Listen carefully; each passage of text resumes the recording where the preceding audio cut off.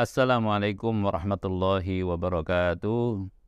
Alhamdulillahirrabbilalamin. Wassalatu wassalamu ala sayyidina Muhammadin wa ala alihi wa sahbihi ajma'in. Amma ba'du. Sobat ulub sekalian, di antara yang juga berpotensi menghalangi orang yang bertakwa, yang shaimin, shaimat, dari dibebaskan oleh Allah dari ancaman neraka adalah korupsi. Korupsi yang memang cukup menjadi pembicaraan luas ya, di antara kita, di sekitar kita, adalah bagian dari pencurian. Yang Allah Subhanahu wa taala berfirman dalam surah Al-Maidah ayat 38. Wassariqu wassariqatu faqta'u aydiyahuma jazaa'an bima kasaba nakalam minallah. Pencuri laki perempuan ya, tentu ini hukum Allah ya. Faqta'u aydiyahuma, potong tangannya.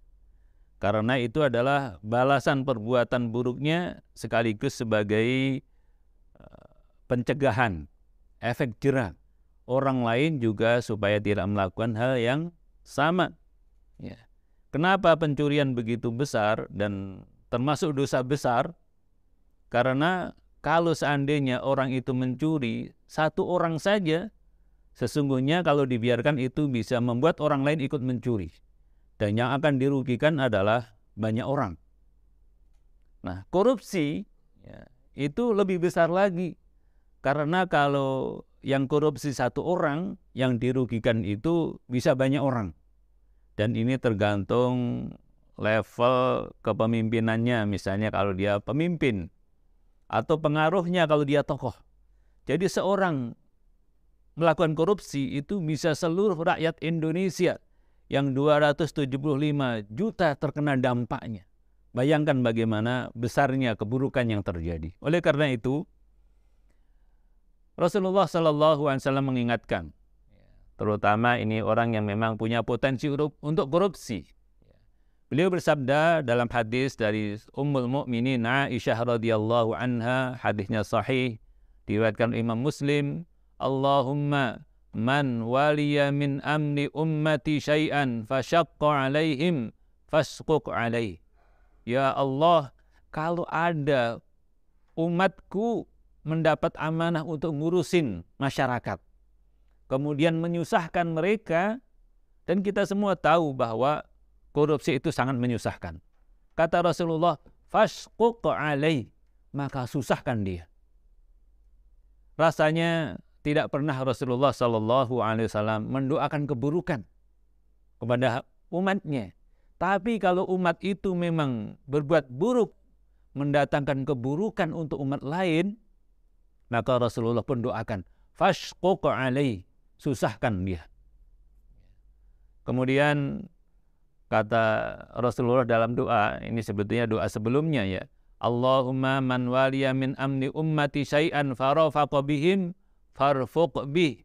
Sementara orang yang mendapatkan amanah mengurusin kebutuhan umat, kemudian berlaku, bersikap, bertindak, mengambil kebijakan yang maslahat dan mendatangkan manfaat untuk mereka, mendatangkan kemaslahatan yang luas, doa Rasulullah begitu indah, farfuq bih, maka berlaku lembutlah, sayangilah dia ya Allah.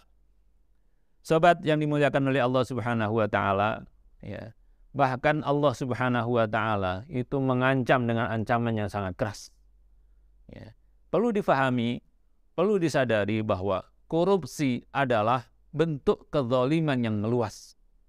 Dan Allah nggak mau, Allah nggak suka satu hambanya pun dizalimi oleh hamba yang lain. Ya. Dalam hadis qudsi, Allah Subhanahu wa taala berfirman, "Ya ibadi, inni haramtu zulma ala nafsi." Wahai hamba-hambaku, sungguh saya mengharamkan kezaliman atas diri saya sendiri. Wa ja'altuhu muharraman bainakum aw waja'altuhu bainakum muharrama.